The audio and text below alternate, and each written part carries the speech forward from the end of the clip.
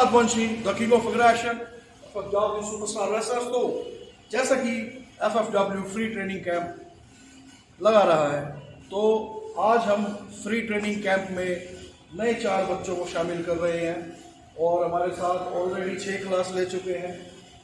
जीत है, देव है, रोनी है, पुराने रेसलर हैं और अभी एक नया रेसलर और है और बाकी के 4 बच्चे हैं। ये बच्चा कल सिलेक्ट हुआ था। वो लोग स्टार्ट कर रहे हैं न्यू ट्रेनिंग कैंप। तो हम वार्म अप करेंगे, start warm up and let's start.